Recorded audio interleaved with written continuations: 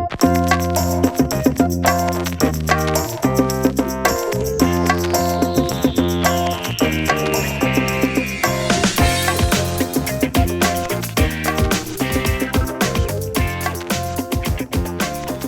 how are you today? This is Marc. I hope you're doing fine. You're studying English, aren't you? It isn't hot today, is it? We haven't talked about question tags, have we? In this lesson, we're going to talk about question tags, so stay tuned. So let's look at question tags. They are grammatical structures in which a statement is turned into a question by adding an interrogative fragment. This could be a negative or a positive fragment. They are informal English, so we use mainly in spoken English. They are not real questions, okay? They're not real questions, but just a way for the listener to comment on their statement. Let's look at some examples, shall we? This is an example of a question tag. We said, you are studying English, aren't you? Let's pay close attention to the first part of the sentence, okay? We said you're studying English. You're studying is present continuous. The auxiliary? Well, the auxiliary is the verb to be. And we have a positive, okay, statement at the beginning. So if it's positive, then the fragment has to be negative. And with the auxiliary.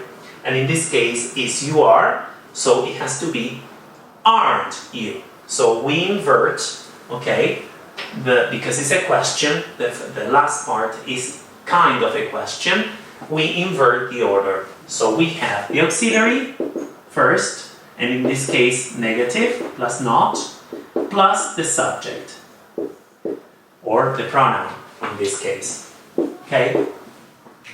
So this is for a positive statement.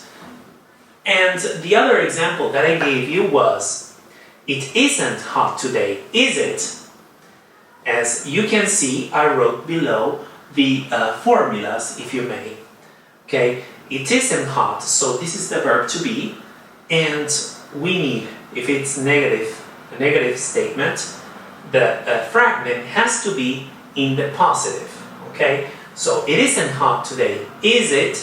Okay, is it? And the order has to be again auxiliary plus the subject. Let's look at the rules, shall we? So the first rule that I'm going to list is the example that I just gave you. When we have a statement with let's, okay, the fragment is always with shall we. The example was, let's just look at some examples. Shall we? Okay, so shall we. The second rule is when you have somebody or someone, okay, in the statement we need to add the auxiliary, and then the subject would be they, always. Somebody must have called earlier. Mustn't they? Okay, mustn't, obviously, because it's the auxiliary of the statement. So mustn't in the negative, and as you can see, in the statement is positive. So mustn't they? They replaces somebody. The third rule is with frequency adverbs or adverbs of frequency. We have never, hardly ever, little, etc. In the fragment part is always positive. So the example, he never gives up, does he? As you can see, we have a negative statement here. And why is negative? Because there is never, okay? So he never gives up. And obviously the fragment would be with does, okay? Does he, okay? Which is the auxiliary of the statement. Let's look at the fourth and the final rule I'm going to give you today. For the imperatives, we use will, would, can, can't, or could. So for example, get me some fruit at the supermarket. Would you? Okay, would you? So this is an imperative, okay, an order. So the fragment would be with, in this case I chose would. Okay, would you? Okay, obviously it's always with you because it's an imperative. I'm saying something to someone, and you is the correct pronoun that we use when we want to use an imperative and a fragment. Now, let's recap. So what is a question tag?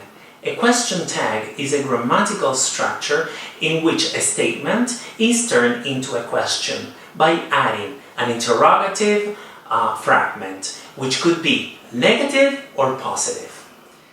This is mainly used for informal English, so that means spoken English.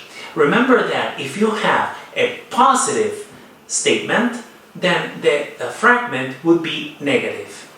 If you have a negative statement, then the fragment would be positive. Remember that you need to review all your grammar, okay, all your tenses, because you need to remember the auxiliary of each tense, okay? Remember the rules that I told you. When you have let's, the fragment would be with shall we, okay? That was one. When you have somebody, nobody, or someone, in the fragment you need to use they. And we said also if you have a negative adverb, okay, like never, in the fragment it has to be positive because the statement is actually negative and not positive. Then we also said that for imperative statement, then you should use could, would for the fragment.